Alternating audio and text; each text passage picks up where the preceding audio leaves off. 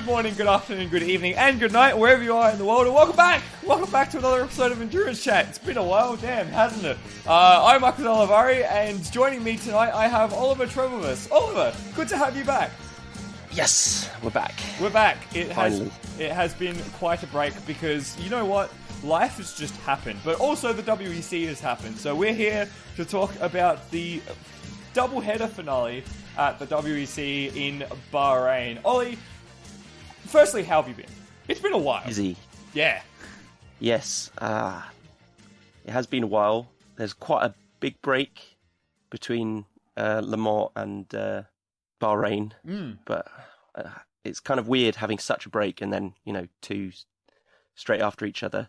It's kind of a bit like Asian Le Mans series, where it was all weekends on top of each other. At least we had European Le Mans series. That's true. To fill that gap a little, and some other series. But yes, finally. Finally, indeed. It was quite a break. Of course, the last round of the series being at Le Mans, we did cover that off, but life just kind of happened to all of us. I think all five of our main cast group has had life be very big lately. So we were planning on doing a Bahrain preview, but that didn't happen. So we can just do a double review instead. And it was a very Interesting's probably not the right word for the first race, at least. But having the two events back to back, we saw two very different events, didn't we, Ollie? Yes, for several reasons, especially in the pro categories. Yes, and then especially on top of that, of the GT nature. Yes, indeed. We'll get neck deep into that. But first, we should say thank you very much to our sponsor, TheRacingLine.App. They've been very good to us this year, and of course, they've been very good in the last few weeks with everyone changing their DSTs over, which has been an absolute mess. But Motorsport Calendar app, you can find them on the Apple Store, the iOS Store, and the Android Store nowadays, Google Play. They will do all the time converting for you and all the favorite series, and you can get all set up for next year, because next year is just around the corner. It is only 6 weeks away and will be in 2022, which is a frightening prospect. So thank you very much to the TheRacingLine.App, and thank you for supporting us. But two very different events in Bahrain. 6 hours that was replacing the 6 hours of Fuji. Of course, the COVID-19 situation still closing off the borders to Japan, or rather Japan closing off their borders to everything else, preventing the WEC from going there. Bahrain, 6 hours, then of course the traditional 8-hour finale. What do you make of that choice? Well, I didn't put this on the run sheet, so I'm going to throw this a curveball at you. What did you make of that choice to run the doubleheader at Bahrain? Logistically, it makes and from a business sense, it makes perfect sense. Sure, you make them less exciting on paper, having them a very similar product, but for these long flyaway races, the logistics is a big deal for all of these teams.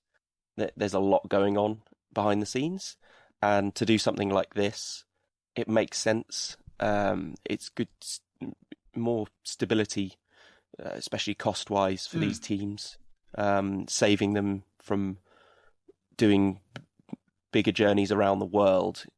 There are entries dropping out over that. You look at Glickenhaus and things like that. So if you can offer something like this, then teams will be stepping up and going for it. We've seen that in Asian Le Mans series, that stability and cost effectiveness going forward, potentially even into the next WEC season with cost effectiveness. Yeah, the Asian Le Mans series is a good point. They'll be doing a similar sort of season again like they did this year, but they'll do that again next year. And they did actually try and make the event somewhat different. So the 6 hours, of course, is a shorter format than what we've seen the last few seasons at Bahrain. And it was an entirely daytime event. So starting at, I think, 11 AM and going through to 5 p.m., which was still very much in the desert sunshine. And then, of course, the traditional Bahrain 8 hours, the run into darkness, the sunset, that certainly changed things there. But let's start with the 6 hours of Bahrain. I called it the most boring WEC race ever. What was your thoughts, Ollie? Well, it's got a shout. I mean, the round itself was subbing out for Fuji and home of the previous worst WEC race that only had some laps under safety car. That's true, yeah. Because of the rain. And the change for the lead based on a faster pit stop. I think that was it. Was it Audi that lost the race because they had a slower pit stop? I don't think they ended up getting classified in the end. It was like, what? Yeah, anyway, that was, what, like 2013 that event happened? Yeah, I think so. So if you don't consider that as a race, I don't blame you if you go that way. Then yes, this would be the worst. Yeah. I wouldn't necessarily say worst, but certainly most boring. In that respect, and there was a few reasons why. So the reasons I've kind of suggested are that it was the heat. The heat was a massive factor. Like all week, it was just very, very hot. Kind of the Bathurst 12-hour heat from 2020. The fact that you have the next race literally the next weekend, another factor, and the tire deg. This was something that surprised a lot of the teams. We know Bahrain is a circuit that is known for tire degradation, big sharp aggregate in the middle of the desert, sand, and all those other problems. But the tire degradation was just off the charts, and it meant that everyone was playing the conservation game, not only in the race but in practice and qualifying as well. It made for a very slow race. So yeah, it was certainly not a classic. No. Yeah, no, we're not really going to spend too much time talking about the 6 hours because of that reason, but really it was a Toyota show in LMH once again, and that one was entirely decided about around tyre degradation because the number 8 car just it didn't have the tyres underneath it to challenge at all. And yeah, I mean it was just a bit of a snooze fest. There were like. The only thing I can really remember overtaking wise was them being asked to swap position, like, and the Alpine wasn't really there anyway. So yeah, it was just it was getting in the way, of like watching other classes hopefully try and save the race. And normally we've seen LMP2 and GTE save some sort of slower races, but GTE-Pro particularly was even more. It was a parade, effectively. We saw a bit of rumblings about this in the week prior to the event. A significant BOP change to the Ferraris outside of the auto BOP process. So the WC decided to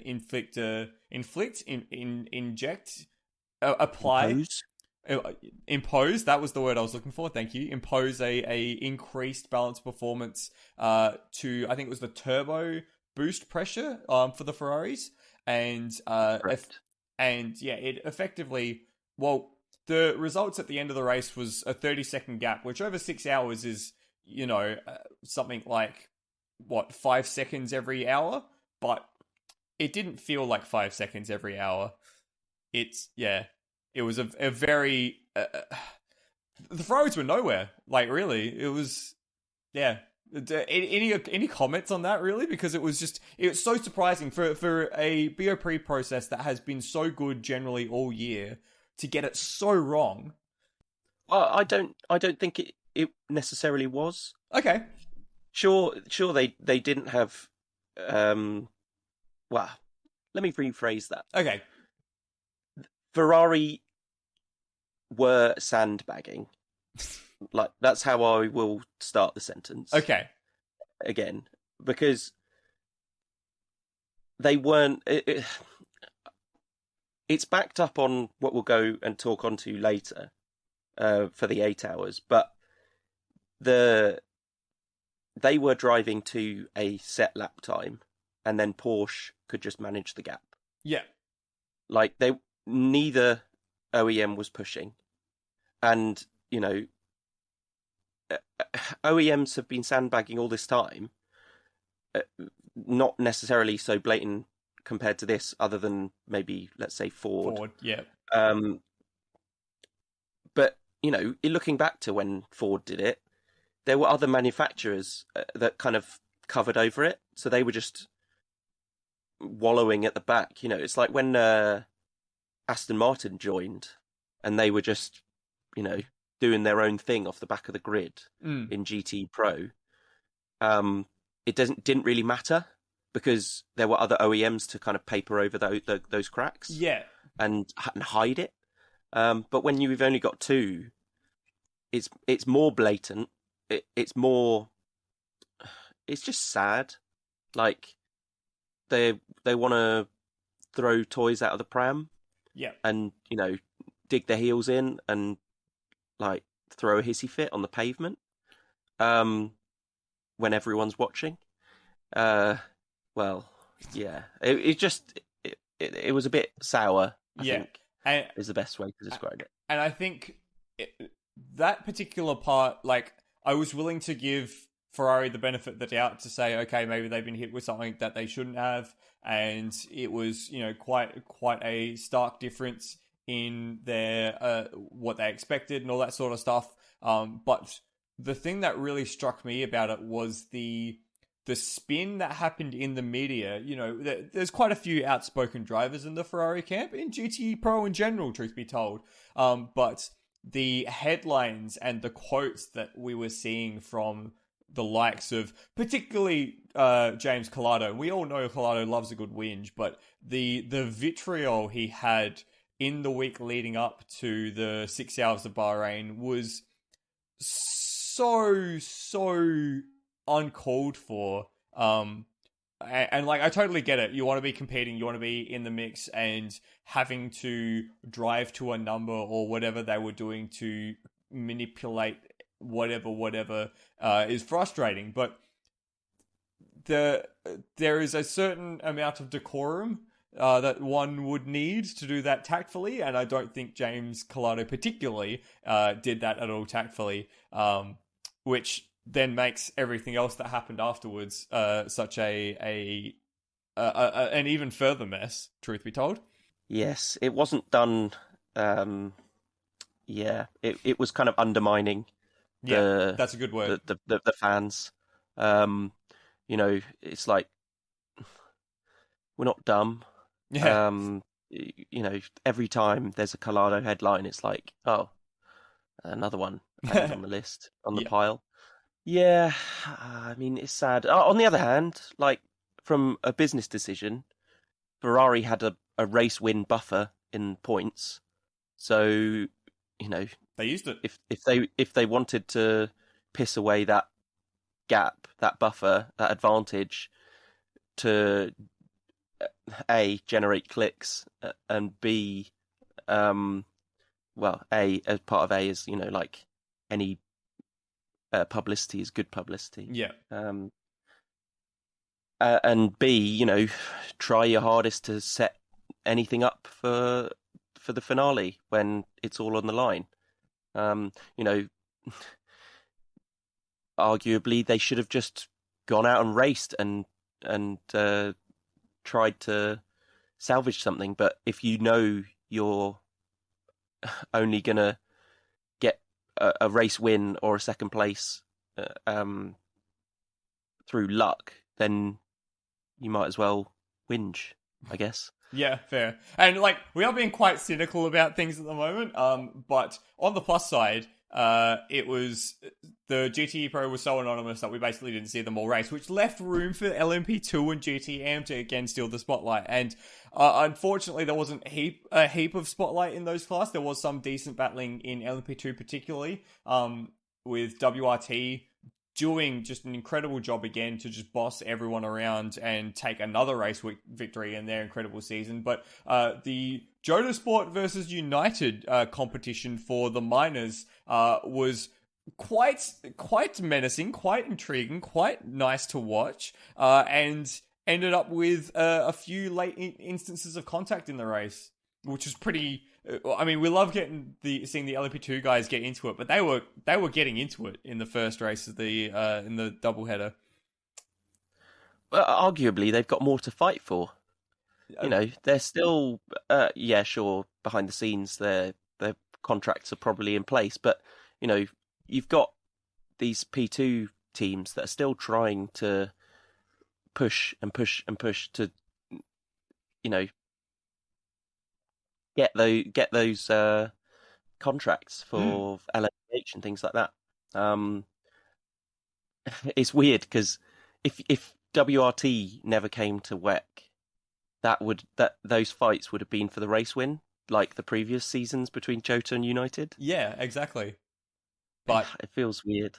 WRT have imagine WRT doesn't exist. Yeah, well, it's like head in the sand. Well, I mean, it's like if WEC, but Toyota doesn't exist. You know, if you look at the last 4 years under that microscope, it's kind of like that. In a lot of the classes as well. I do want to talk a little bit though about Inter-Europol in this race. Inter-Europol, they have had quite honestly a breakout season in the WEC with Kuba Schmeikowski and Renger Alexander and Alex Brundle. They've formed quite a formidable trio of drivers in that car. But they had a horrid race in the latter half of the race. They were in the mix. I think they were in fourth, and then they had a trio of problems, including getting having contact with, I think, the United Autosports car, then the door coming loose, and then another issue, all in the short space of time. And they had a shocker. It's interesting to track their progression as a team over the last 5 years, 4 years, because they were, you know, it's still to me like they are known. Like if you told me into Europol, it's like, oh, it's the green and yellow LMP3s. Yeah, the LMP3 powerhouse. Exactly. But it's been really cool to track their growth. Smikovsky, the silver, he's kind of he'll be a silver for a while. He's not good enough to be uprated yet, I don't think. But also, he's not bad in that driver ranking band. Yeah. So he's someone that you can build a solid foundation for if you've got the budget for several years in LMP2 and still be competitive. So, if you wanted a driver lineup to be fans of for a long time, these guys could be it. I think Brundle did sign a extension with Inter-Europol. Yes, indeed. I'll see if I can find the specific details, but I feel like 2024 is the number I saw, or the year that I saw. That does ring a bell. Yeah.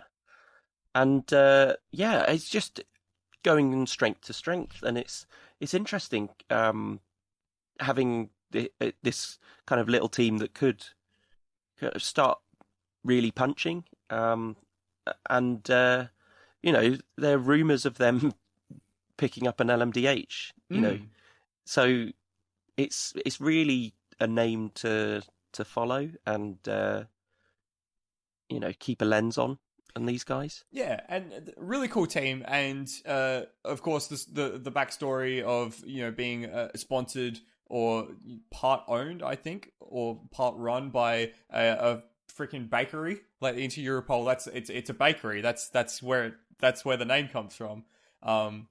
So it's really a really cool sort of little team, and the fact that they've actually come into their own and getting those results. I mean, it's no surprise now that they're in the Orica that they're able to do that. So, but it's still really really cool to see. But they had a shocker in the first race. But we shall see the redemption arc for them hopefully in the season to come. I think they're going to be best poised for a good season next year.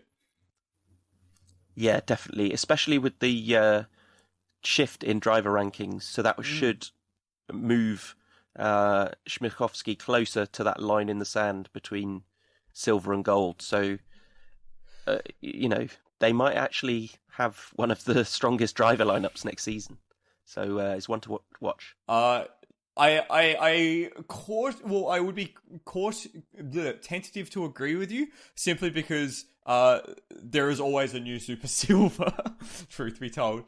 What else from that first Bahrain 6 hours? I think the other notable action from those 6 hours was GTE-Am, Ben Keating doing Ben Keating things again in Bahrain. He does love the Bahrain circuit, and the TF Sport Aston Martin was effectively untouchable in the 6 hours, finishing quite a ways up from the rest of the GTE-Am field to the tune of actually it wasn't all that far away, about 5 seconds in the end over the Dempsey Proton Porsche and Team Project One just behind. So they again, Keating, he just seems to pull something extra out at Bahrain. I don't know what it is about him and this track, but they seem to work together. When he's had good races there, it's usually been because in the majority of things, cars in GTE-Am, the bronze driver takes the start, and if he gets clear track for the first stint, like he did it a couple of seasons ago or last season, where he was off the front in the class and he just had like an 8-second lead and was just tapping out clean laps before the track gets really messy with traffic. He's a driver that when he's on his own, he can have really consistent lap times. And the same with this, like the only two drivers ahead of him were Silvers. So, there's nothing to be ashamed of.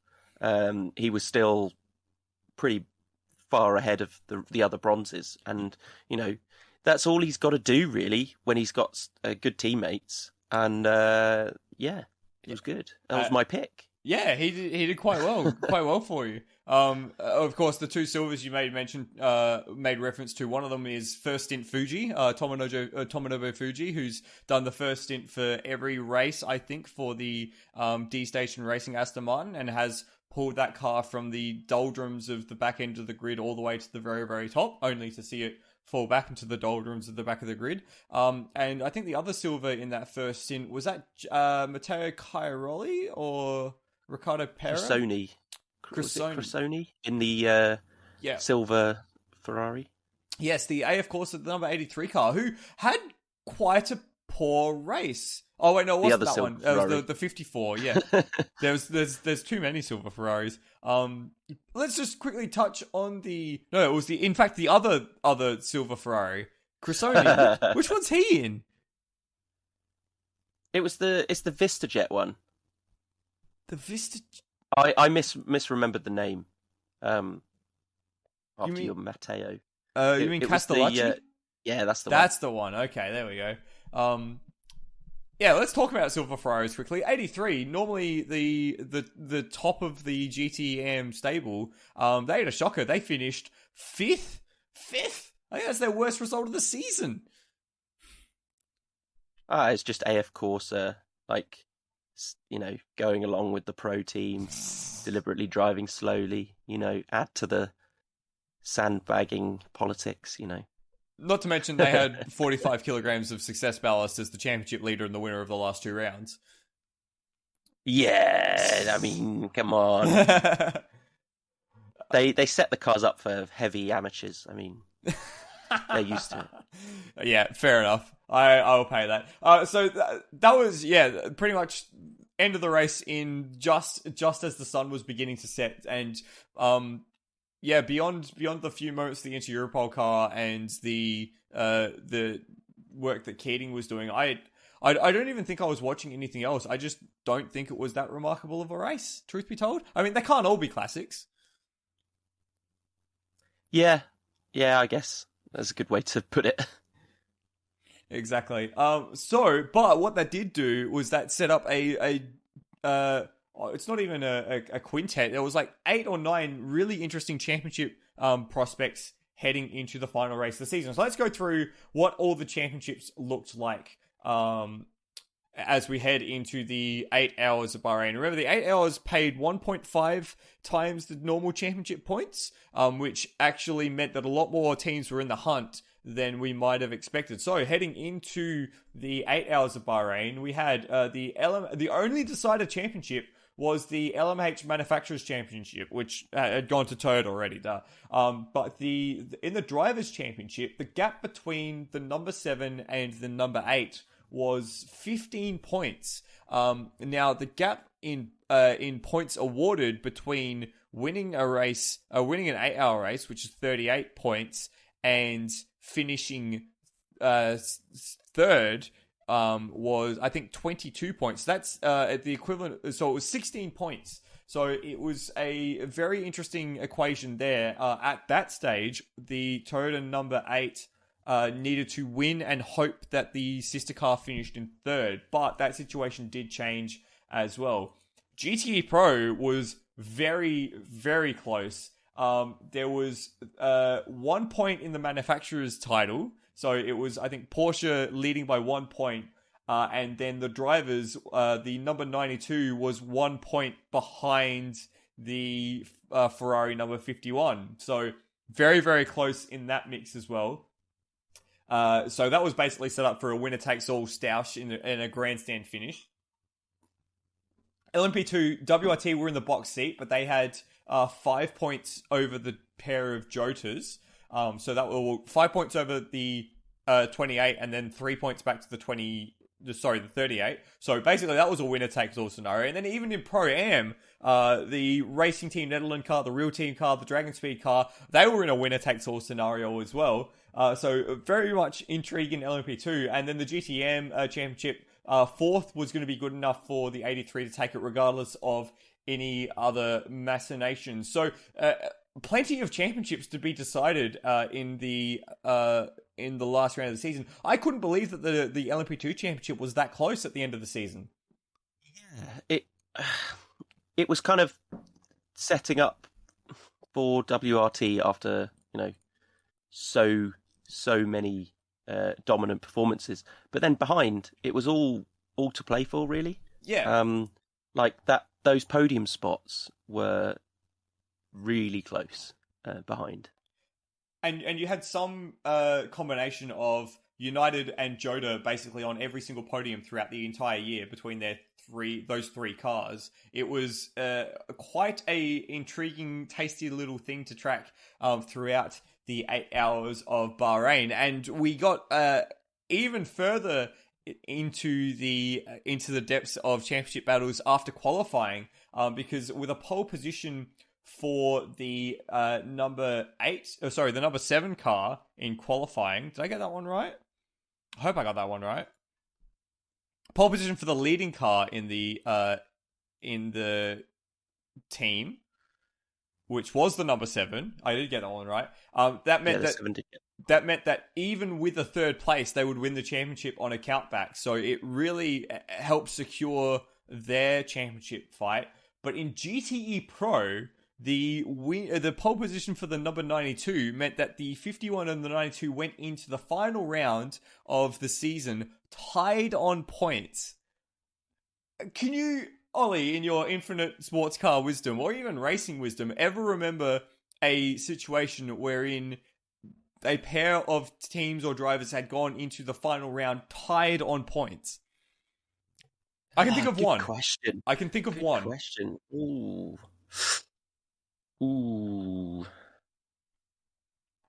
Go on then. So the only one I can think of, the only one that comes to me off the top of my head, was the final race of the 2006 V8 Supercars Championship, wherein Craig Lowndes and Rick Kelly went into the final race of the season on the same amount of points. And funnily enough, in that race, Rick Kelly made contact with Craig Lowndes, took him out of the race, served a drive-through, and then went on to win the championship. Amazing. Yeah. Sublime. What a wild day that was. I'll keep that one in my back pocket for later. 8 hours of Bahrain, Ollie. Much more going on than the 6 hours. Well, the 6 hours was just the starter, and then we had the main course that actually meant everything. It was all on the line. It's as is always with a last race, especially when you have no more sandbagging. It's all on the line, and it adds an extra, or it takes away some politics, and it's a bit more pure, as like you said, with a straight fight, winner takes it all. It was good. It was indeed, and we had a few people join into the live chat a little late, and something we said was that there was more action in the first half an hour of the 8 hours than there was in the entire running of the 6 hours, because it was. The first 4 laps were absolutely nutty. We had Alpine leading, we had LMP2 bumping each other, we had Guido van der Garde bombing down the outside of everyone on the first lap, we had GTE-Pro almost running into the LMP2 cars, we had contact on the first lap of GTE-Am, it was all going off. Nice. And I can't believe, just as an aside, after Van der Garde did that same move in the 6 hours where he bombed down was it the outside or the inside? Either way, he just bombed down from like so far down the grid to take the lead. I can't believe that the entire LMP2 field let him do it again a week later. It was ridiculous. He went from like 7th to 1st in class in one corner. Watch me do it again. It was just ridiculous. And like we've seen some hero stints from Van der Garde, particularly in the Dallara. It was one of the very few times that we used to see the Dallara actually performing anywhere near the front of the field, when Van der Garde had it in the first part of the race, but to see him do it in an Orica as well. He is an absolute asset to that team. Do you reckon the best first stint driver in any class at the moment? That's a good question. In terms of pro drivers, that's a good shout. What about first stint Fuji? Where would you rate him? He did burn through his tyres a few times. That's true. That is true. Yeah. It was good to see the yellow Racing Team Netherlands car at the front for a little while, but there was so much going on at the first part of the race, and then there was so much going on through the race, and so much going on at the end of the race. But, Ollie, I feel like we can't talk about the 8 hours of Bahrain without talking about GTE-Pro first. Are you okay with that? Is everyone okay with that? Cool. It's the elephant in the room. It is quite a bit. And okay, so I'm going to take off my Porsche shirt here, and my Porsche hat, and my Porsche socks. But you're Italian as well. I know. I'm at this very weird juxtaposition between these two brands. I'm going to take the Ferrari poster off that wall and the Porsche poster off of that wall. We're going to put everything on the floor, and we're just going to set the scene. So, as we said, the championship between Porsche and Ferrari, the drivers' championship between the 91 and the 92 and the 51, was tied. Somehow, throughout the entire race, they had been effectively nose to tail the whole way, these two cars.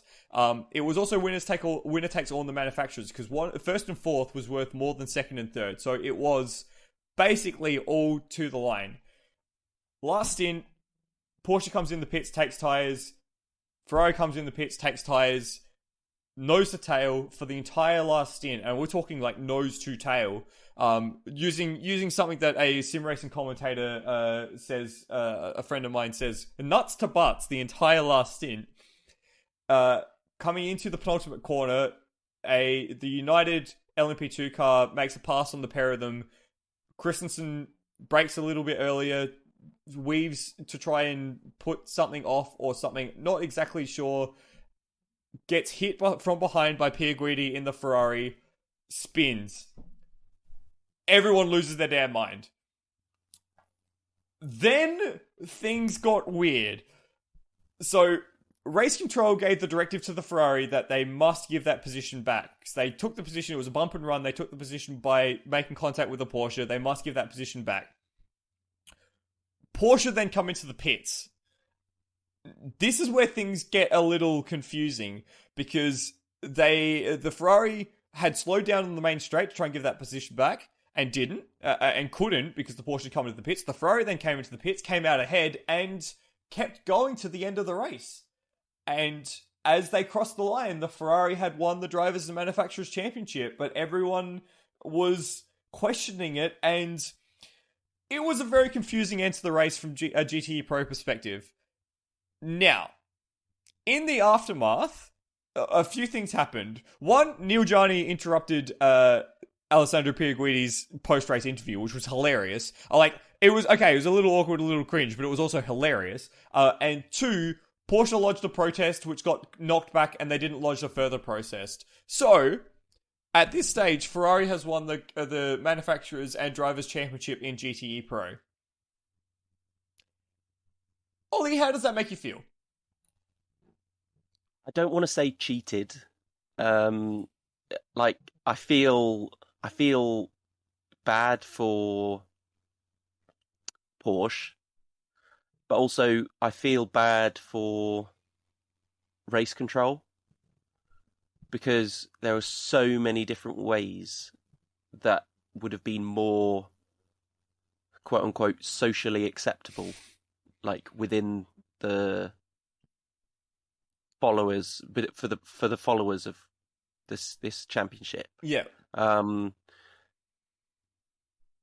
Yeah, I mean, this moment has gone far and wide outside just WEC fans. You know, like, people have seen this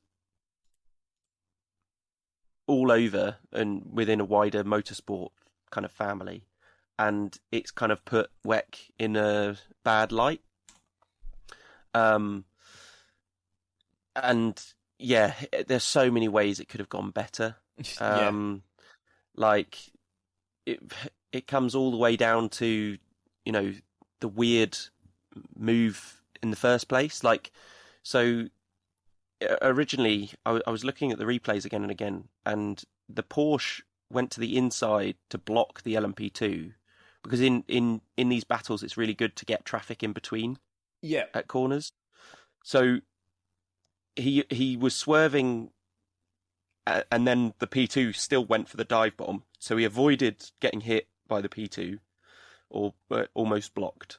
And then I guess he wanted to, like, do a cutback behind the P2, because it went quite deep into the corner in braking zone.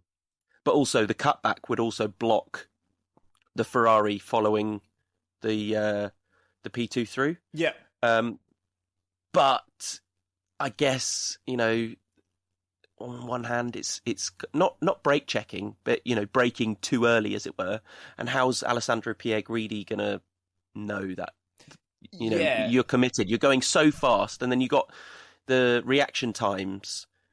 You know, these guys have got some of the fastest reaction times of humans, but they're still not going to be able to you know, react and somehow manage to brake more than the car's able to. You know, so it wasn't the intent wasn't there, but the rules aren't necessarily on intent. Yes, if you accidentally punt someone, you're still going to get a penalty.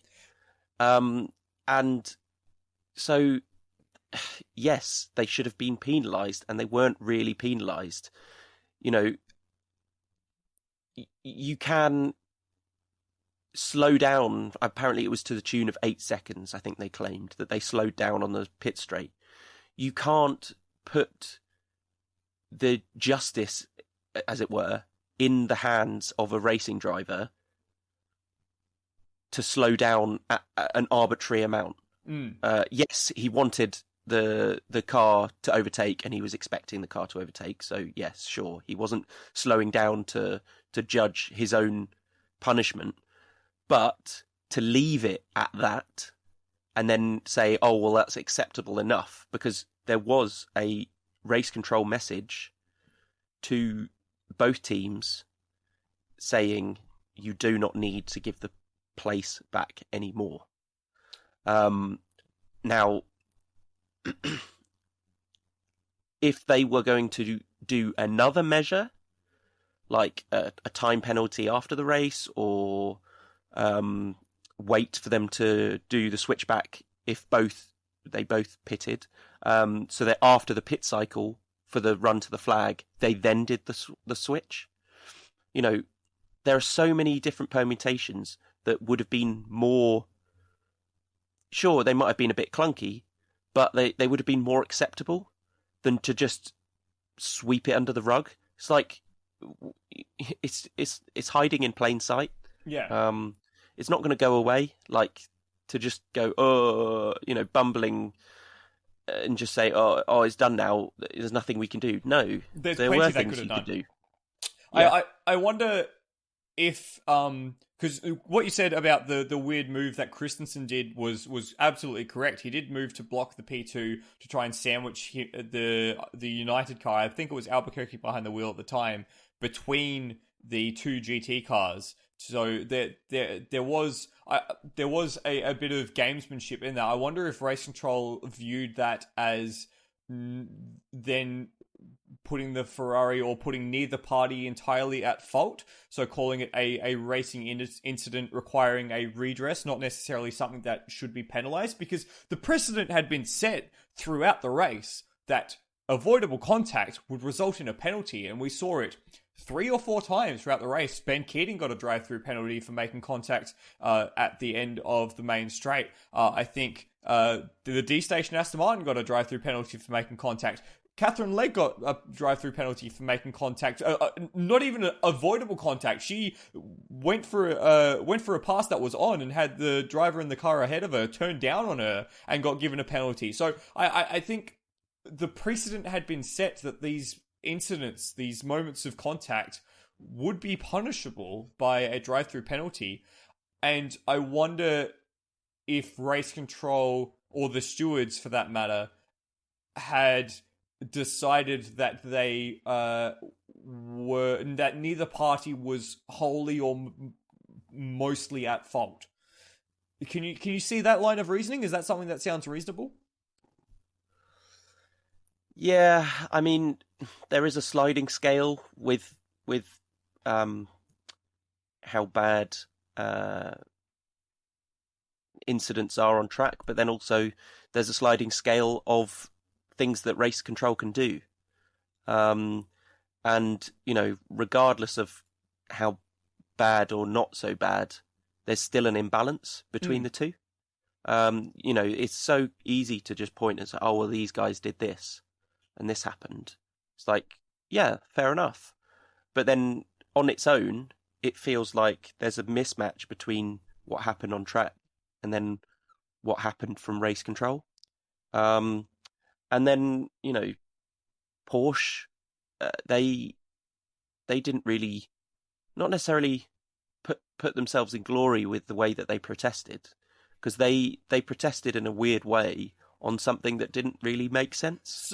So I've actually got the protest in front of me. I've actually gone and found the document. So it's a good thing that you bring that up. So the protest was on the fact... Here's the specific wording. The protest is based on the violation of Article 2B, Chapter 5 of Appendix L of the ISC, the International Sporting Conduct, specifying that an incident which consists in pushing a car must be reported to the stewards. So basically what they were saying is that the incident never got reported to the stewards because the direction came from the race director, not from the stewards. And if you look at the notice board on FIAWEC.alcamelsystems.com, which has all the race control decisions, there is no notice or no documentation of a decision of a steward's inquiry into that incident. So, as if it was never under review. As if it was never under review, as if there was no documentation, as if the event never happened. Now, that to me stands out as a bit of a red flag, because in a high pressure situation like that, where it's the last 10 minutes of the race, the championship's on the line, and it is a punt. Let's not get around the fact the cars made contact. One car was significantly disadvantaged by this contact, and that matter was never officially ruled on. All we got was a message from Eduardo, and I don't even think that a redress is within the battery of punishments that the stewards can put upon to use in that situation. So I'm very vastly confused by that, because ultimately I think I agree most with you in the fact that the events that led up to the end of the race feel unjust. That it doesn't pass the sync test to me. It kind of sucks. Yeah, there's a whole range of things. You know, would you be fine with the a hold on that pit stop that they were going to take, you know, for 5 seconds? I think 10 seconds would be more appropriate, but yeah, something like that. Yeah, or just, you know, look at the stints and see, well, were Ferrari going to make it to the end? Probably not. They made another stop. So after they'd done the cycle of a stop and they came out closer to each other, then do the switch then. Yeah. It's just, there's so many options. They could have done a time penalty if they really wanted to hard code it in. Just after the race, do a X number of time penalty that then swaps the positions round.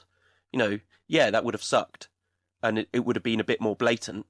Doing a post-race penalty is so much better doing it during the race. But you know, it would have, to be honest, probably been more acceptable that way than what we have now, because it just feels like dirty. It feels wrong. It feels wrong, doesn't it? And I know there's Ferrari fans in the chat right now going, "Oh, but the tire strategy was very different, and the Ferrari was on better tires, and they might have made the pass anyway." That's all well and good, but it feels wrong. It really feels wrong. It doesn't pass the stink test. It doesn't seem like justice was done properly there. And they had a few opportunities to make better decisions. So yes, hopefully they learned from this. This is true, and they put things in place so this never happens again. There's going to be more eyes on the World Endurance Championship with the new era growing to strength. More fans coming in, especially with Ferrari. Like, you know, there's so much salt on social media from, you know, especially, it's quite a phenomenon after like Drive to Survive and things like that. The social media boom of motorsports. Yeah. And you know, it's starting to build with the likes of Ferrari coming to top class sports cars again. And yeah, they've got a duty to make sure that something like this never happens again, because, you know, they're treading on eggshells potentially with what could happen on social media. Yeah. With things like this again. So I'm a bit. I'm hopeful and hopeful for them to sort this out. I trust them, and you know, it's fine making a mistake, so long as it's the first of that mistake. If you make those same mistakes again, then that's shit. Yeah, great way of putting it.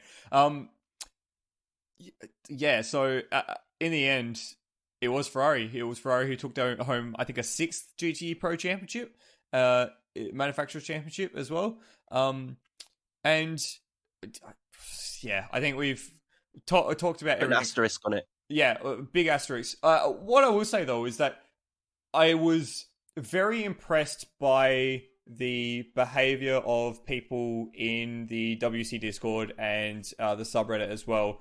I think while there was a lot of, not banter, because that wasn't really the right mood, while there was a lot of discussion and while there was a lot of disbelief, a lot of it was done very respectfully, and I think everyone kind of was on the same page about how the incident played out. There were maybe differing opinions on how things were penalized or how the procedure should have been done.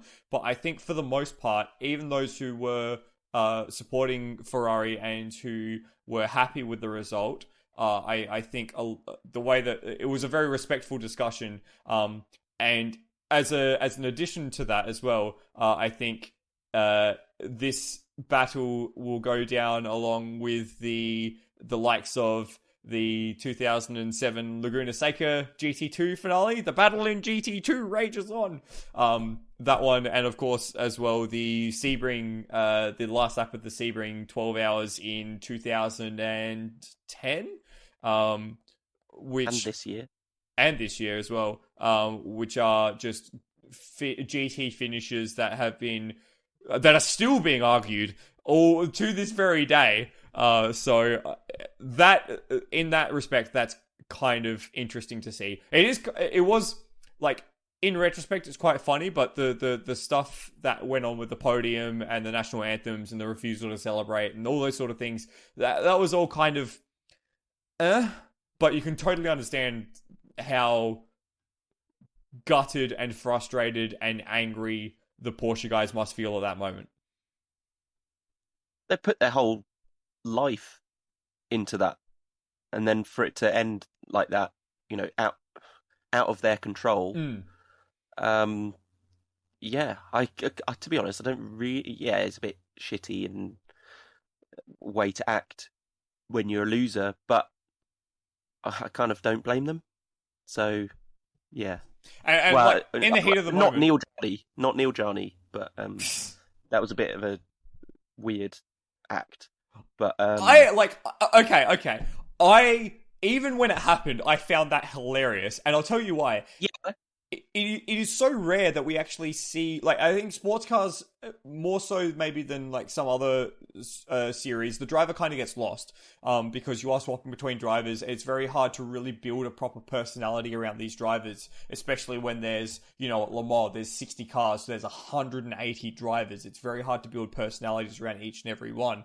So the fact that you actually get to see a driver acting like a human, being a personality, and being upset, but doing so in a way that's not, like, sure, he interrupted the post-race interview. He had some very choice words for Pierre Guidi and was not kind in his assessment of the incident, but he wasn't swearing in the interview. He wasn't making physical threats. He was just someone who was very dicked off with the last 10 minutes of what had just happened. So to see that, and to see that so raw and not so respectful, but, still be human and be okay with that. I thought it was really, really funny, but in a good way for the series. Yeah.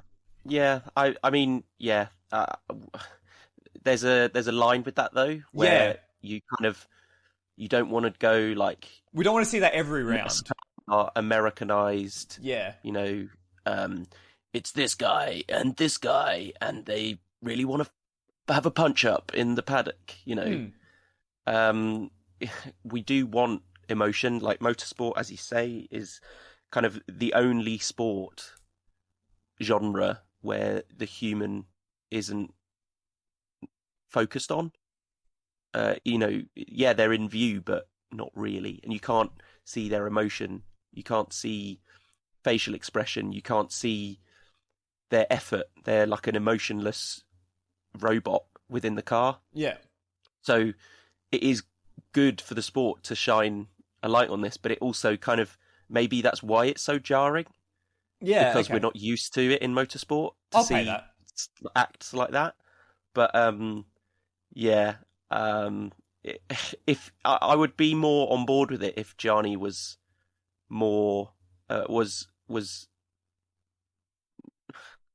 he. Let's be honest, he was kind of carried. If they won the title, he was kind of being carried. So if he 100%. Was if it was his teammate, if it was Estre doing that, if it was Kevin Estre doing that, it would be like fair play. I mean, Kevin Estre, like, you've had one of the best seasons of a GT career, and then for that to happen to your career and basically your season, because he was the guy in that car, the guy that season. Fair play, like you've backed that up. But for Neil Jarni to do it, it's just like, oh, come on. I'll pay that. I'll 100% pay that. Okay, let's talk about other stuff. Just quickly to round off on that, Porsche or Ferrari, who should have won that championship?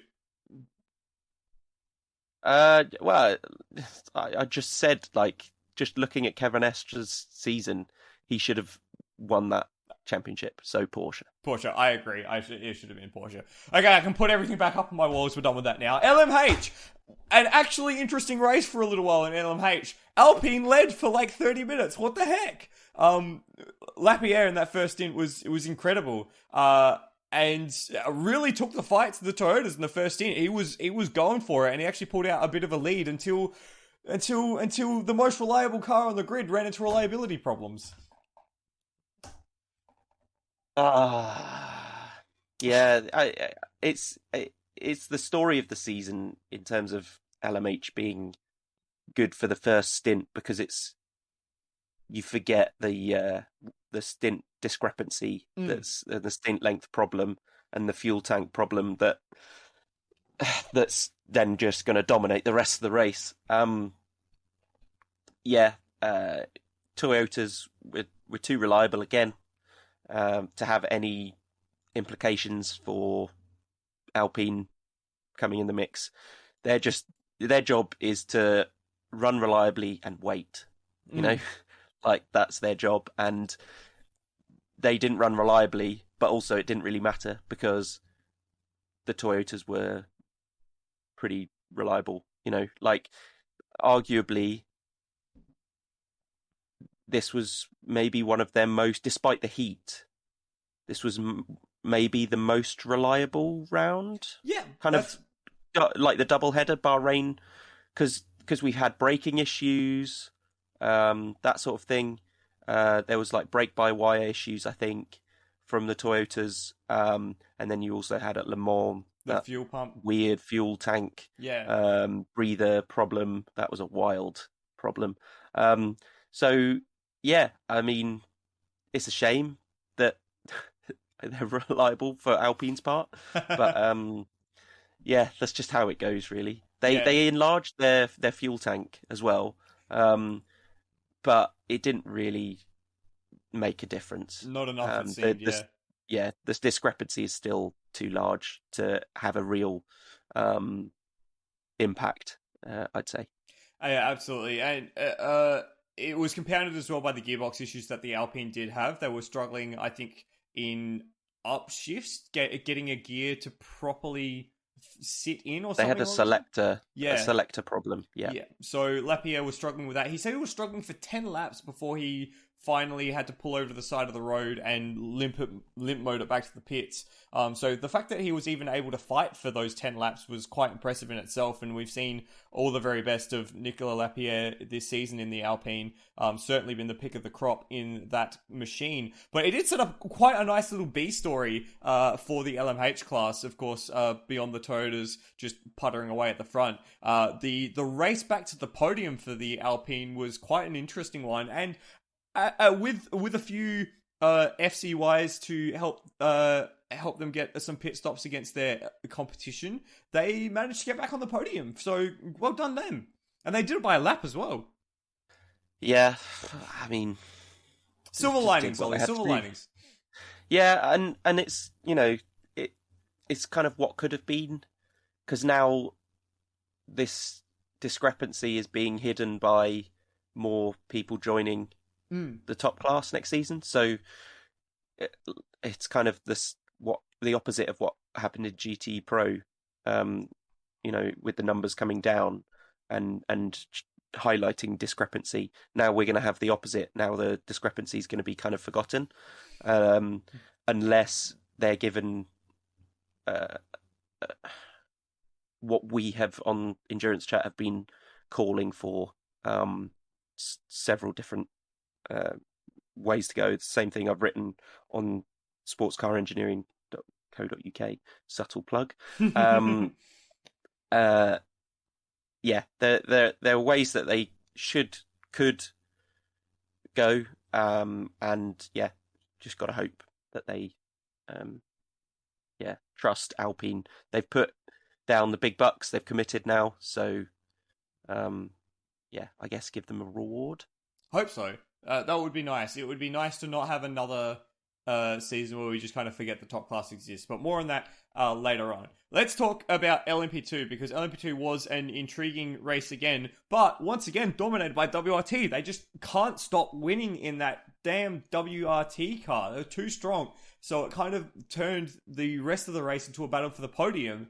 And again, it was Jodersport versus United to round out the podium. And again, it was a last lap, late stint bust up between the two Joder cars. The two Joder cars have come together more times than any other pair of LMP2 cars this season. It was just wild, the amount of times that Blomqvist and Antonio Felix da Costa found each other on track. Can't they just not run into each other? Like, damn. When a championship's on the line, like, you just got to go for it. You just got to go for it. Even against your own teammate, though. That's the thing. They crashed into each other on lap 1 at Portimao. They were tagging each other in Bahrain 1. I think even in Monza as well, they came a cropper. And they seem to just find each other every single time. And I mean, of course, that must be because they're similarly paced and they're run by a very good outfit. But I thought rule number 1 is you don't hit your teammate. They did it so many times. So many times.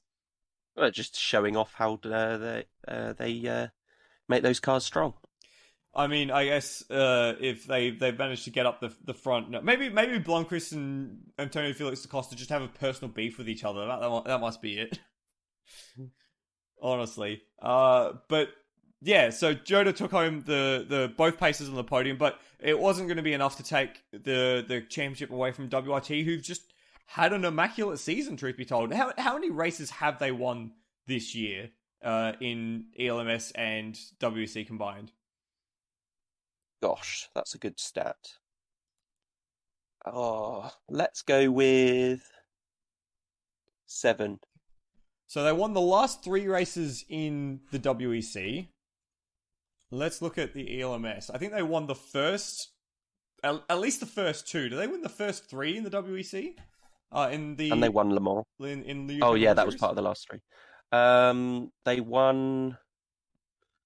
I think they won at least 3 European Le Mans Series rounds. We're gonna find this. So they won in Spa-Francorchamps. They won at the Red Bull Ring. They won at Spa-Francorchamps again. Sorry, they won at Barcelona.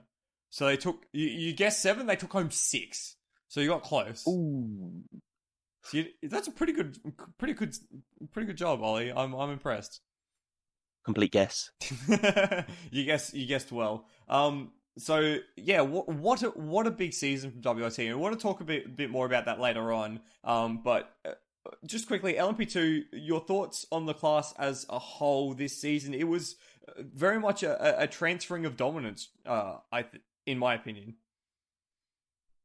Yeah, it's just, I don't want to be too cynical, but it's like they were reliable, but they had the best silver driver. Yeah.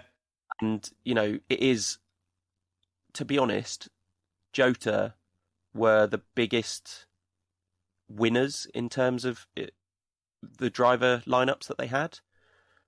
Like Gonzalez, he was really good when they were at Dragon Speed, when there was the red car. Yes. And then he moved to Jota Sport, and I was surprised at the drop off in his pace or in the performance and the results of his car.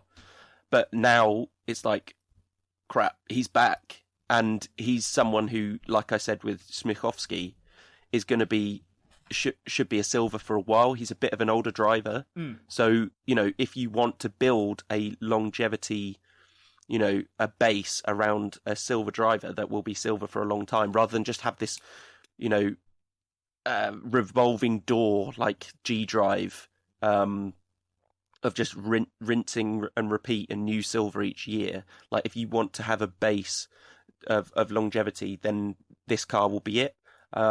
Same thing again with Sean Gelael. Yeah, sure, he's rapid and he has single-seater experience, but he's not, a top-tier super silver. Yeah. So for them to turn out these results, sure, they're picking up podiums rather than wins all the time like WRT, but I think they are probably, they'll look back on the season and think we've actually got a lot out of our silvers. Yeah, certainly. And to come home for Jodersport with a double victory at Portimao, after making contact on the first lap, a Le Mans second place, and podiums in every race bar Monza in the WEC, they'll be pretty happy with that, along with Galael's 2 wins in the Asian Le Mans series as well. Let's not forget. It's a good starting point for them. Well, not starting point, but they're going to be a big team again. Still, Joda are good, is what I'm trying to get at. Very good. What about the LMP2 Pro-Am Championship as well? Because that came down to the very wire in the final throws of the race. It was a heads-up battle between Racing Team Netherlands, Real Team Racing, and Dragon Speed. Dragon Speed actually fell away quite a bit towards the end, but the gap between the two Pro-Am machines for the championship, let's not forget, both run by TDS as well, only 16 seconds at the end of the 8 hours. So that's for a brand new championship to go down the wire like that. That's a pretty cool result. And I saw that Fritz was ecstatic being able to stand at the top step of the podium. Yeah, let's go. You're quite chuffed as well. I think all of the Dutchies were very chuffed. Yeah, it was good. No, to be honest, I said about Jota Sport, I think the same could be said for, was it Real Team? Yeah.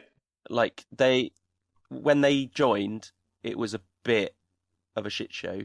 Like they still had really good pros, but Esteban Garcia was quite slow at the first few rounds. So for them to turn it around and like actually be competing for a, if you told me at the start of the season after the first race that they would be going into the last race on a shootout to win a category, regardless of it being Pro-Am bronze category, I'd be not believing you one bit. So yeah, fair play. I also thought, foolishly, Racing Team Nederland would not necessarily walk the Pro-Am category, but I thought they wouldn't have taken it to the last race. And like you said, been so close at the end of the last race. But yeah, I don't know about P2 Pro-Am as a whole. We might talk about that later. We'll talk about that in a sec, yeah. Yeah. Happy for Fritz. Ironically, the winning of the championship, winning of the subcategory might be kind of a bookend to his WEC time. Okay. Because it now is like, well, I've completed it, mate. So let's go to IMSA. Yeah, well, we're seeing a very interesting trend of a lot of bronze drivers taking their wares over to IMSA. But we'll just stay on the LMP2 Pro-Am. There's a stat that Graham Goodwin loves to pull out of his pocket every single time they mention Fritz van Aert.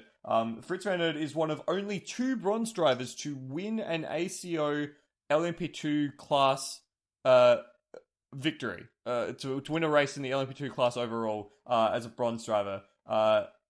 Can you name the other bronze driver that's done it? Henrik Hedman, yes, correct. Can you name the races that they did it in? So I was at, I wasn't at, because it was in Japan. Mm-hmm. Because I was there when I think they got second at Silverstone. Yeah, that's right. At Racing Team Nederland. On the last lap. Yeah. I think it was Fuji 2019 Yep. was Good one. okay, and then What about Hedman? Hedman, I think it was Monza, or was it Paul Ricard? It was certainly not Monza. I'll give you that. I think let's go. It was certainly an ELMS race. I'll give you that much. Oh yeah. It was an ELMS race. I am trying to find it because I think my memory is that it was at not Portimao, sorry, Estoril as one of the season closes. But I don't want to put my... That was too long ago. It wouldn't have been too long ago. It wouldn't have been too long ago because Henrik Hedman definitely raced in 2015 at Estoril with Ben Hanley and with Nikolai Lapierre in that car as well, I think. In 2015, I can 100%. I'll put my hat in the ring on that one. But I'm trying to remember whether or not they won that race or whether or not they finished second. And someone in the chat's probably got it all sorted out already, and we just haven't been looking at the chat. So it wasn't in 2015. We're going to go deep into the archives, lads. Not at Estoril, and it was not at Paul Ricard. It was at Spa-Francorchamps. Oh. In 2016. There you go. There indeed you go. Where they finished ahead of Team WRT of all teams. As a one-off LMP2 run. And then Thierry by TDS Racing is as the third place team. Would you look at that? Wow, the more things change, the more they stay the same. Get this, WRT in LMP2 featuring Dries Vanthoor, Lawrence Vanthoor, and Will Stevens. Wow, that's a feather in your cap. Far out. LMP2 legend, Henrik Hedman. Oh, brilliant. That's the stuff we love to see. Okay, GTE-Am. This one was unfortunately probably one of the victims from the 8 Hours of Bahrain, a class that really didn't get the chance to shine like the other ones did. The championship battle, it was already a bit of a long shot with the AF Corsa car having to finish outside the top 4 and TF Sport taking the win to take the championship. But really the championship was over on lap 1. Ben Keating and Paul Dell'Anna coming to a cropper at turn 3, front to rear contact at the tyre, giving both cars a puncture, and really just putting pay to any championship fight at the end of lap 1, and it went from bad to worse for TF Sport, with Keating on the recovery drive breaking the steering rack, making contact with another car, and just all round having a shit day, and retiring from the race for TF Sport, which is the first time in a long time that they've had a retirement. It's not something you like to see on the first lap of the race, but really anything can happen on the first lap. Yeah, it's a bit embarrassing, especially after being so good at the round before. For Keating, same thing with Aston Martin, the other Aston Martin, the AMR car. Like, what could have been, I guess. Yeah. And the thing as well, Keating has been such a strong driver in the Bahrain race, and I was so prepared. I was so prepared for him to do exactly what he did 2 years ago, where he did a triple stint to start the race, the only bronze to do a triple stint, and that set them up for the entire race, and they won by over a minute.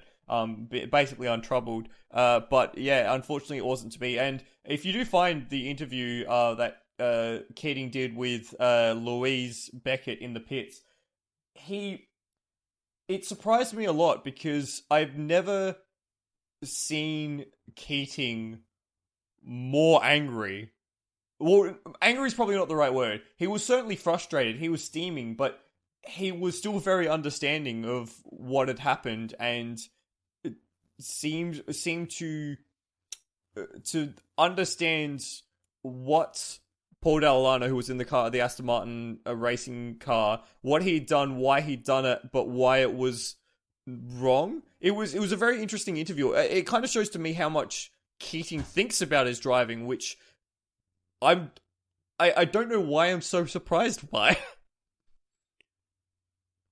He's he like eats, sleeps this. Like he's so invested. Like he's someone who is very interesting. He's got very interesting history.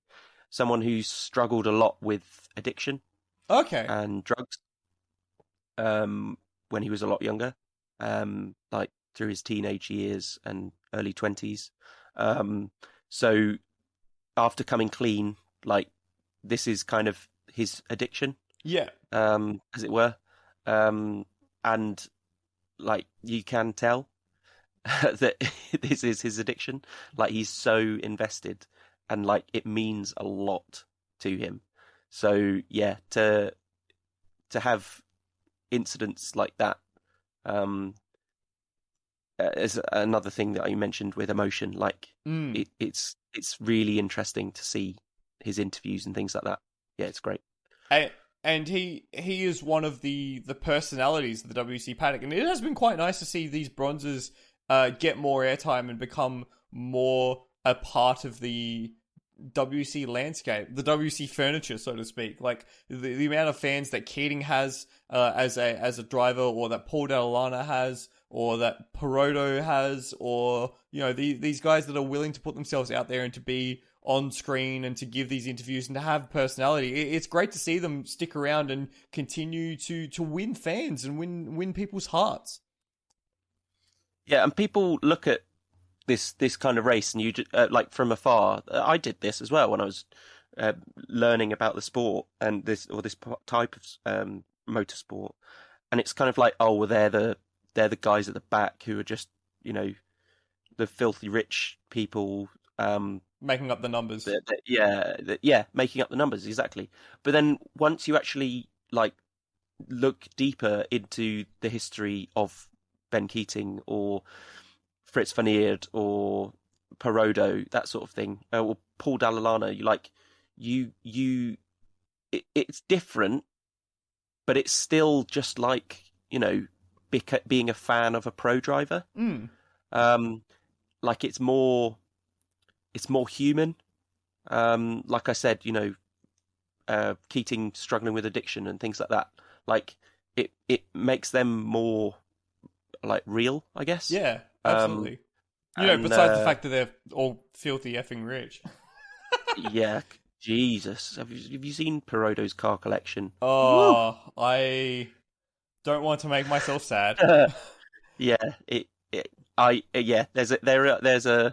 there are several stages of whenever I look at his car collection.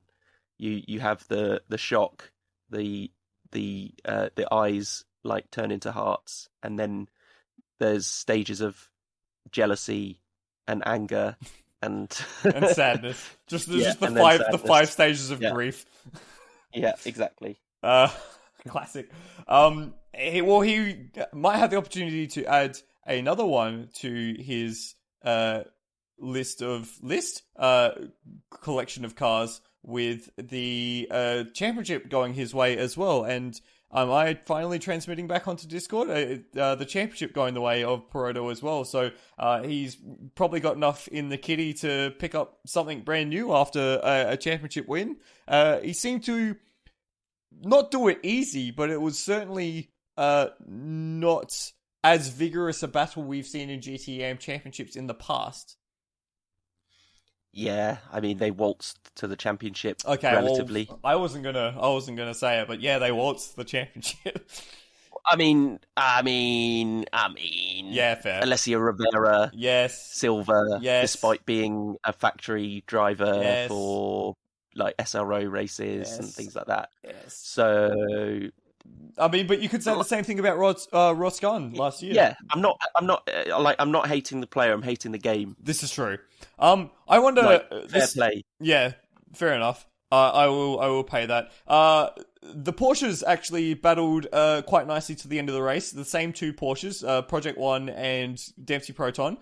Christian Reed in the Dempsey Proton number 77 car, the only bronze driver brave enough to do the Ben Keating triple to start the race. Everyone else broke up their stints, and in the end, that was enough for Jackson Evans and Matt Campbell to roar through the field later on and take second place on the line, effectively. It was 0.123 of a second that separated the two Porsches at the end of the race. I think Matt Campbell making that move on Matteo Cairoli out of the last corner. So, that went to the wire as well. Good fun times. Yeah. I GTE-Am, it's great. Yeah, it's brilliant. Watch GTE-Am. And that kind of wraps up the 8 hours of Bahrain. So, quick thoughts. 8 hours of Bahrain. Good, bad, indifferent. It can stay. Nice. I like that. Yeah. I like that. I agree. It can stay. It is a good taste. A good taste. It's a nice way to finish. It's a good finish to the season. Definitely. And on that note, we'll take a quick break here, and we'll be back to wrap up the episode with some extra discussions just after this.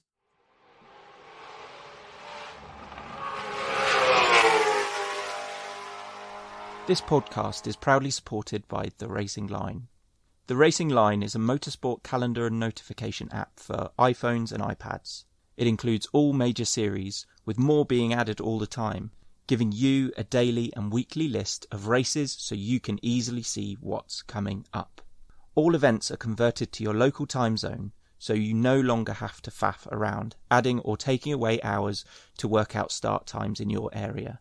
Finally, it also lets you customize notifications for events, so you can choose when you're notified about certain race series. The app is available on the iOS App Store. Just search for The Racing Line. Find out more at www.TheRacingLine.App. Now, back to the podcast. And welcome back to this episode of Endurance Chat. Thank you very much to The Racing Line. Ollie, we've got some discussions to have. Now that we're at the end of WEC season 2021, first question I have for you. Good, bad, or indifferent? WEC season 2021. Wasn't the best, but it's interesting. It's still the long game. It's setting up it's an amuse-bouche for what we're going to have in future. Yeah. I understand though listeners getting frustrated because I've been saying that every time when we've had a bad race or a bad whatever, that it's trust it will get better. But I can at least say that with more confidence because Peugeot is coming back. Yes. And we don't have to constantly be treating it as Toyota versus privateers, and I'm including Glickenhaus in that. Yeah, fair enough. I'd include Glickenhaus in that as well. I tend to agree. It has had its moments, certainly. It's one of those things, though. I quite like sports cars because even when you have sort of boring races, boring seasons, not saying this was a boring season, but sort of seasons which weren't 2016, there is still storylines to track. There is still nuances to follow, and that has been very nice. It's been as well the first season of LMH, the first that we've just had. I know it's very difficult to say, but thoughts on how the class has gone in its debut season? Good question. All of them, apparently. I think it's tough because Toyota's dominance isn't their fault. Yeah. It's not Toyota's fault that Alpine aren't being given a fair shot because of the stint discrepancy. Yeah. It's not Toyota's fault that Glickenhaus are slow. It could have been worse, I guess. That is true. That is true. We could have had just the Toyotas all season. That's Yeah. It's just another bridge, you know. The thing that I'll answer that with is that we've already had so many seasons that are bridges.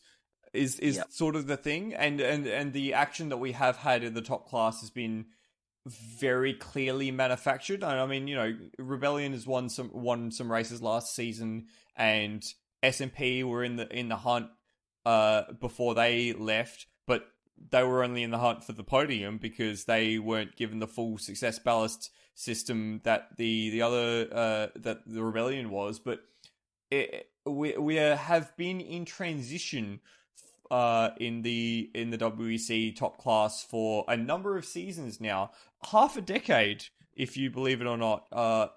Will be since it'll be since Audi left. So it's certainly been a long transition period. Now we've talked. You mentioned Peugeot coming back next year. Alpine will be back with the LMH, the upgraded LMP1, the grandfathered LMP1 again. Glickenhaus will be back with a single car. Will Toyota have it all their own way next year in 2022? So the big difference, other than Peugeot joining, is the change to the tyres.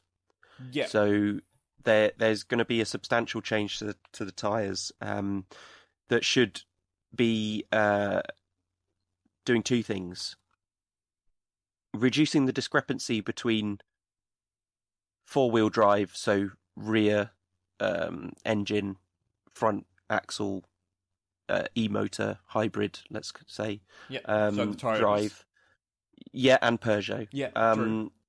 compared to the rear-only drive. Glickenhaus were having trouble with the tyre temperatures and just in general performance. And a lot of that came down to managing the tyres and just what they can get out of the performance of those tyres. So we should see Glickenhaus closer. So, you know, getting in the mix. Maybe, honestly, it's Toyota versus Peugeot for the win.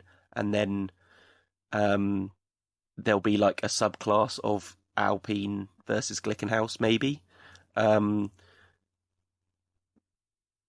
yes, it will be interesting to see two OEM factories finally again, to see what the BOP is really like. That will be interesting. Yeah, that's going to be the talking point, I think. Peugeot, when do we see them? I think they want to do every round. Recently, they did do. There was an article last week or this week about them warning about not being able to get to the first race. I think they were not happy with the tyre dimension change. They would have known in advance, though, or should have known in advance, so it's kind of feels a bit weird, that kind of explanation. But I mean, you need an excuse, so go with it. I don't blame them.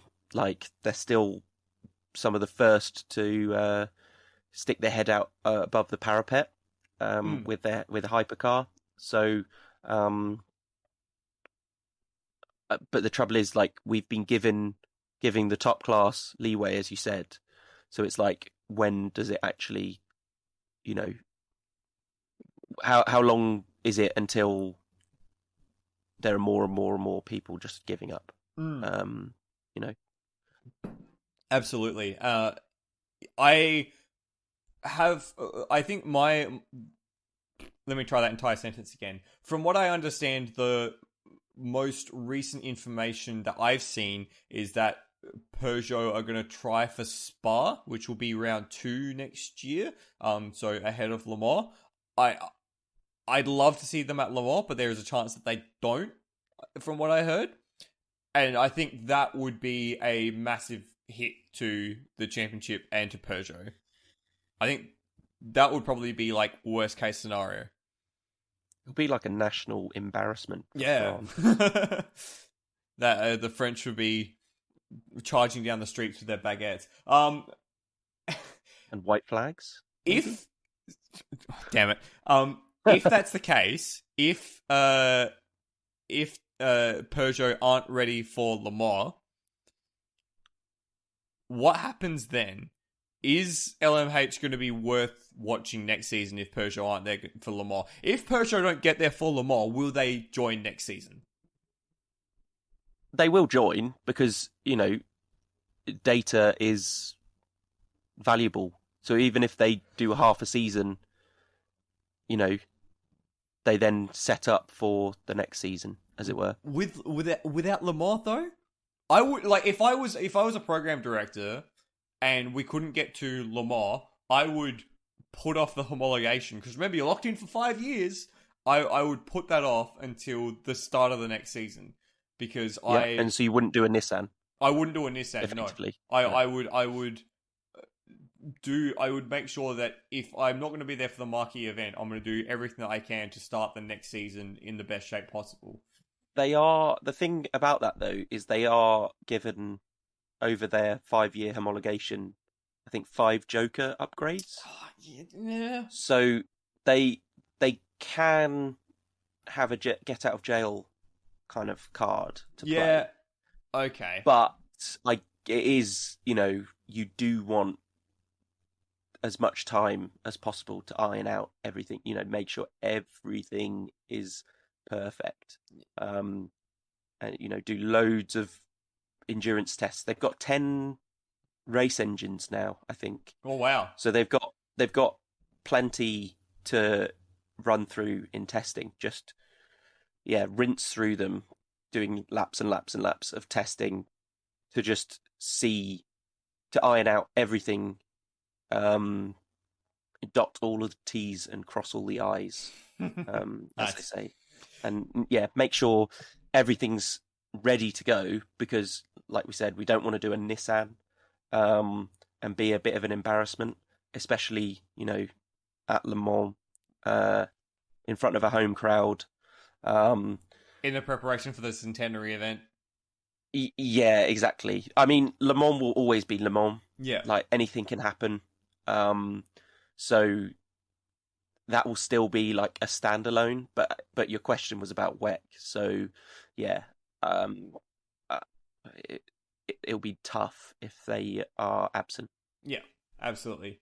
LMP2, is that the best debut season for any team in a new championship ever for WRT? Because they've come into ELMS and they come to the World Endurance Championship and they've won, we decided it was 6 out of the 12 races. They won half the races on offer, including Le Mans.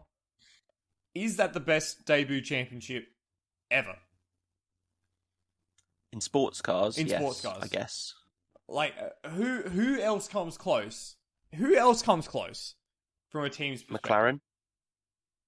McLaren winning 95 on debut. Yeah, okay. The only manufacturer to ever do that. Just, Yeah. Okay, that's fine. Yeah, whatever. But I mean, I guess were the Porsches in the 70s or whatever when they first came out, were they that dominant as well? It's like there are these in history, these shifts, these big shifts in perception, and I think this is one of those. Like, we were always talking about, grumbling about G drivers being an evil empire, and then United had a great season. We were like, oh shit, no, actually they are actually bad guys because they're always winning. And it's like, rather than winning some of the races and letting others go, no, they're sweeping the floor, and they're having like perfect weekends where they have like fastest lap in every single session and win the race and get pole position. And and looking back, it's like, oh, I wish I could have that again, because they still let other people win every now and then. Did with they our though? WRT, United went on a spell where they won something like 18 races in a row or something mental in LMP2. Remember that? Yeah, but it wasn't winning like... It wasn't winning like the same way that WRT have been winning, I get that, Yeah, in two different seasons, two different categories or race series. And then, like, they were almost at Dream 1-2 at Le Mans as well. Like,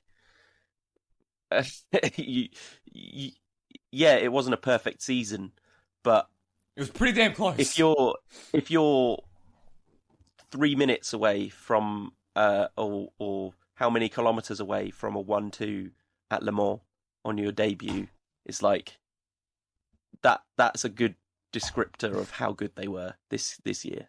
Yes, I honestly can't think of any other team in any other discipline of any other sport that has been that good in their debut season in a new spec. Effectively. Brawn. Okay, yeah, I will pay that. I will pay Brawn. Even though after half season they did not get another race win, I will pay Brawn.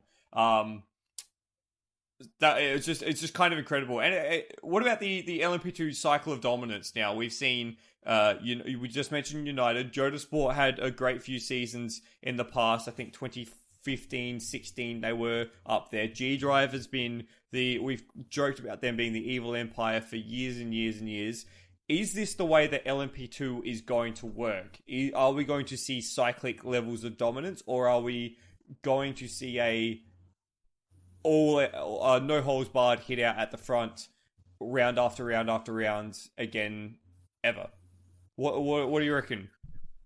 It's interesting. It's a good question, because we are seeing like a seismic shift with LMP2 as it recalibrates where it, its identity under when when Hypercar has big grid sizes in a couple of years' time. A big part of that is the driver rankings changing as well. Yeah. We're less likely to see super teams with big budgets paying for a silver that doesn't come with budget and is basically a young professional that is only there to win the championship and then get uprated to gold. Having like a fully pro team in that regard, where the silver isn't bringing budget and they're just there to be amazing, versus more legit silvers bringing budget, like Julien Canal is a good example. Like Roberto these Gonzalez. guys or Schmichowski, like these guys, they're going to be closer to the bleeding edge of the race. So then it will be harder for a team to then, or it should be harder for a team to be miles ahead. Yeah. So I would say, with the driver rankings changing, on the one hand, you're just changing the line in the sand. There will be outliers, statistics. There will be guys that are too quick and will break the driver rankings. But on the other hand, in terms of trying to be positive, the class should be more homogenous. Yeah. In theory. So hopefully it'll be better racing, closer racing across the field, and whether that stops a team running away with it, we're yet to see. I wonder, something I've been thinking about a little while is, you made great mention of where the LMP2 class kind of sits at the moment, because with how weak the top class has been, whether that's been LMP1 or LMH currently at this very moment in time, with the 3 entries that we had at Bahrain, it means that a lot of the top driver talent that we would normally see in LMP1, whether they be in a factory effort, privateer effort, whatever, has been shuffled down to LMP2. I mean, you look at Ant Davison, former LMP1 factory driver for Toyota. Felipe Albuquerque. World champion. Felipe Albuquerque raced the R18 for Audi. A lot of the top LMP1 drivers that haven't gone into either factory GT drives or Formula 1 or Formula E or whatever, have found their way into LMP2 machinery. And so I wonder if it's not only just the absolute top of the teams that have hypercar ambitions or have LMDH ambitions that are enabling the super silver phenomena that we've seen, but also the top professional drivers that are then going to move up into LMDH or LMH drives when they become available, whether we see a great recentering of the class to be more Pro-Am focused with those silvers, like you mentioned, Julian Canal, Roberto Gonzalez, and what other silvers, just looking at this year's Le Mans list, because I have it just in front of me, what other silvers do you reckon fits the sort of true silver mark? The guys like Jakub Spikowski would be one of them. Maybe, I don't even know here. Vincent Capilliere, maybe. Who else jumps out? Because everyone else is either a bronze, and so definitely Pierre Rag. Pierre Rag, yeah, fair. Pierre Lafargue as well. Anders Fjordback. Yes, definitely. He might be a super silver in the next. He might be the next run of super silvers. The sort of living, breathing racing guys who never quite made it. That might be the next super silver phenomenon in LMP2. What about LMP2 Pro-Am? How do we feel about the LMP2 Pro-Am Championship this year? First year that it's been run, was it a good addition or was it not required? Felt a bit weird because it wasn't a legit class. Yeah, okay. Like, it was a subset, so it's good to, shine a light, like we said, on those characters that would have been hidden. Like, you want more interviews. You're more likely to interview in the pits someone who's leading the race in Pro-Am versus them being 6th in P2. Yeah, good point. So it shines the light on those characters. It's better for the sponsors that way. These guys are getting talked about more. Also, they're doing it for fun. They know they're not going to win a championship at a P2 on the whole level. So for them to fight for a trophy, and give their all, I think it's a good thing. It felt a bit weird. I think the presentation was for Gentleman of the Year, and it's like, well, there's gentleman drivers in GTE as well, and so also an entire team of women driving. Yeah, that too. I don't think they were. Yeah. They weren't in the Pro-Am class. They were trio silvers, but representation is important. But it's the Iron Dames in GTE as well. Yeah, exactly. Yeah. Honestly, I think the name... This is something we've said about the ACO a few times. The naming was probably one of the worst things about the class. They should have called it P2 Bronze or something, because the entire class is a Pro-Am class. Bronze Trophy. Bronze Trophy, yeah. Actually make it something that means something as opposed to LMP2 Pro-Am. What is it? Like an SRO class? It's confusing. Yeah. Because if someone asks, oh, what's LMP2? And you say, oh, well, it's prototypes, like the top class, but it's Pro-Am. And it's like, oh, okay, so then what's LMP2 Pro-Am? Oh, well, it's the Pro-Am class of prototypes, but then it's the Pro-Am of it. And it's like, oh, come on, just make it simple. Yes. I think this is something that sports car administrators struggle with sometimes. Just make it simple. The sport already has enough nuance and difficulty as it is. It doesn't need to be made more nuanced and difficult by dumb names. Just keep it simple. Pretend that you're scientists. Pretend that you're naming a new freaking molecule. Use IUPAC naming conventions. Damn it. It's got bronzes in it. It's bronze class. Just like... And even if they don't want to be, associated with being a bronze, just call it P2 Cup. Yeah, that's a great name. A GT3 Cup.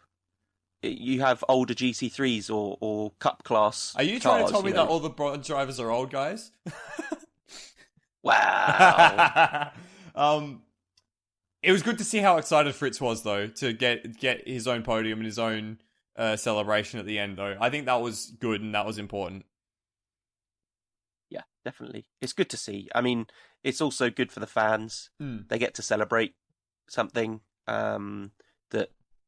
On the other hand, though, when they do get a really good result, like in Fuji, with the race win, like that moment, I will never forget because it's like they were the David versus the Goliaths. Yeah, absolutely. And to win outright, they can still win outright, but the outright P2 class win trophy like outweighs like all of the individual P2 Pro-Am wins. Yeah, certainly. Added together. Like, it does kind of phone it in as a class win kind of thing to me. I certainly respect that, but we've already made mention in this podcast that has only happened twice in the entire history of the entire modern history of ACO racing. There has only ever been 2 bronze drivers that have won overall. So it is like it's once in a blue moon sort of stuff. So for a lot of the other time, I think the bronze drivers particularly fall massively under the radar, and I think it has been good to celebrate them this year. I'm not sure that I'm entirely happy with the Pro-Am category as it stands, but I think it has been good to celebrate them this year at a minimum. 100%. Cool. GTE-Pro. We have... This has probably been the bridging season for GTE-Pro. We will have more GTE-Pro next year. I think the final season of GTE-Pro, including more entries than we've had this year, because Corvette's committed to a full season WEC entry, which is wild. Thoughts on GTE-Pro and how GTE-Pro has been for 2021? Good, bad, indifferent. It's a bit meh, to be honest. Like,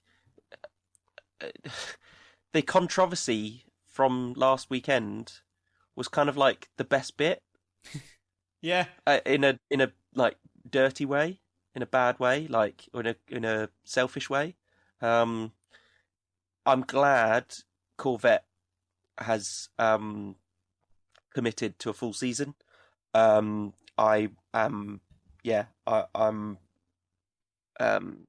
happy to see them there and will follow their season with great interest. I also there are rumours that a TF Sport backed Pro Aston Martin might be joining. Ooh. So with Nicky Team and that lot. So that lot.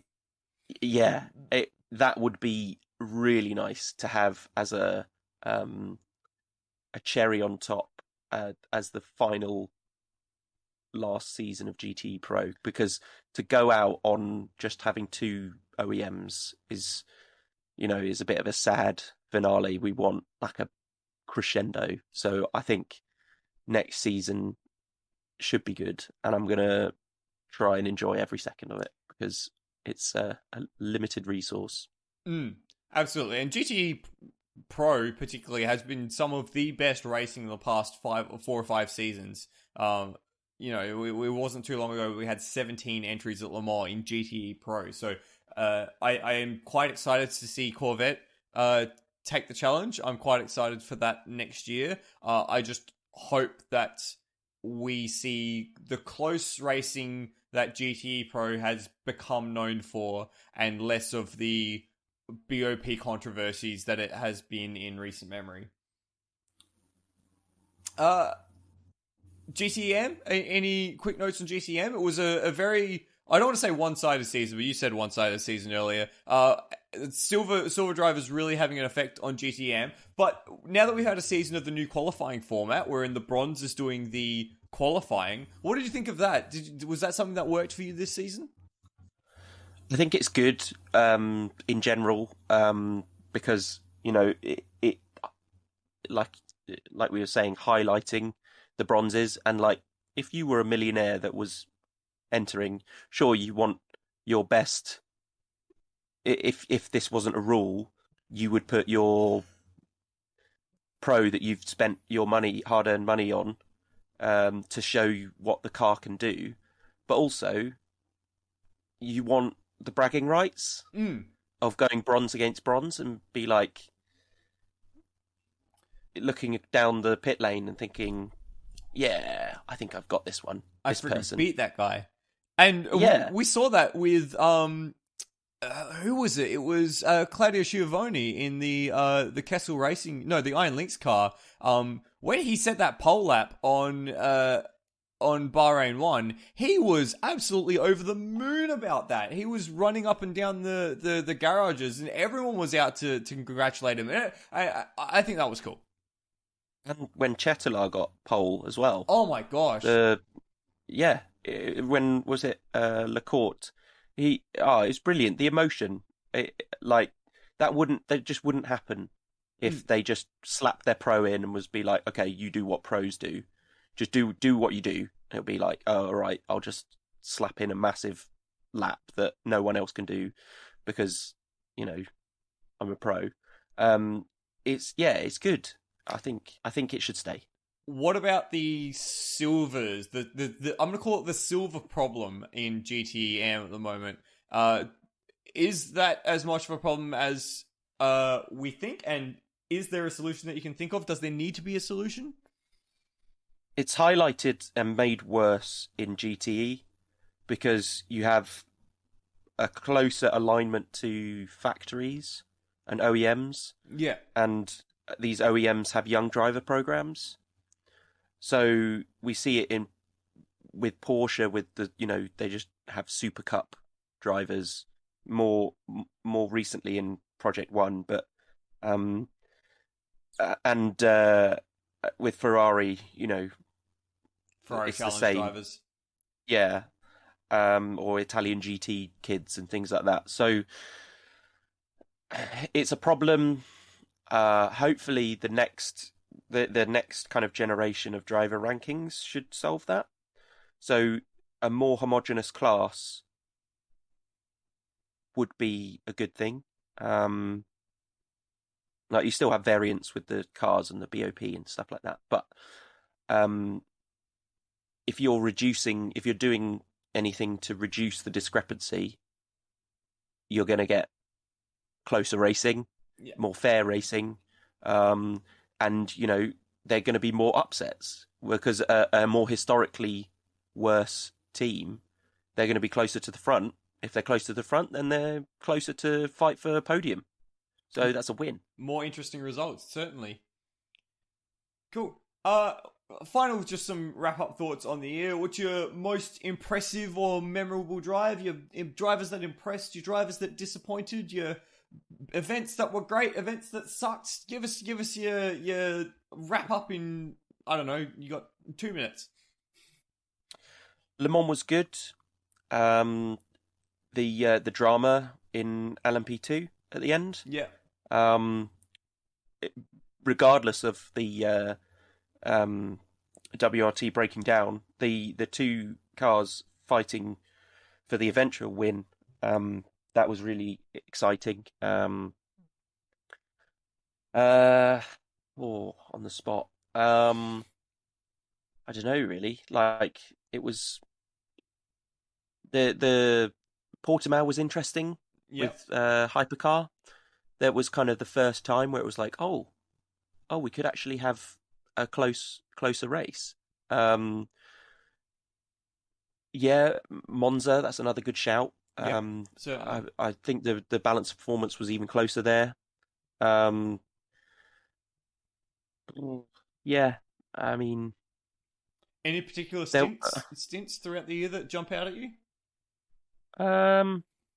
like I did mention, Fuji, Tomonobu Fuji did, burn through his tyres a little bit, but it was exciting to see him just lap on lap, like carve through the field in GTE-Am. And yeah, we also mentioned Guido's hero stints or hero corners at the start of races. That's pretty cool. But yeah, I'm kind of a bit at loss, really.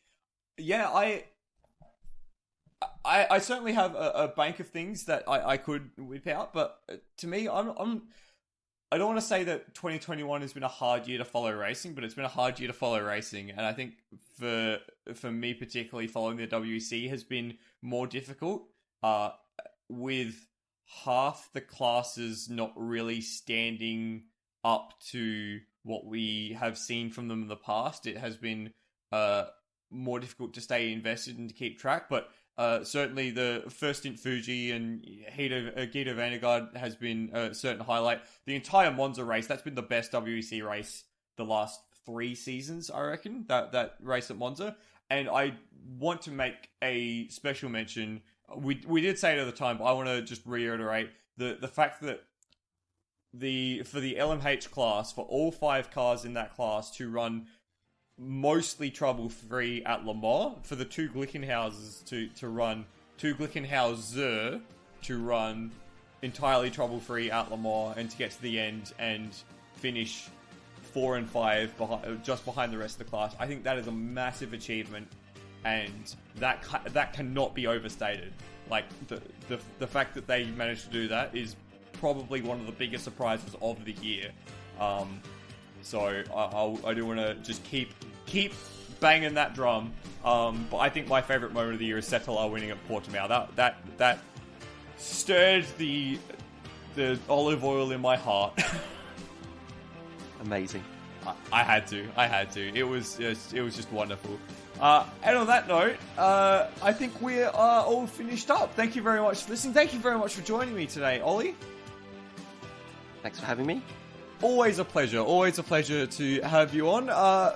If you missed Petit Le Mans, that's finished earlier today / yesterday, depending on where you are in the world. I do suggest you catch up on that one. The final, I think, major event for the year is the 9 Hours of Kyalami, which will still be coming up, so hopefully we'll be able to watch that. Stay tuned with us for some other episodes coming later in the year. Surely we'll have something. We've got some stuff cooking. We just got to get it out the oven. Thank you very much for The Racing Line, and thank you very much for listening. I'm Michael Zelavari. Peace out.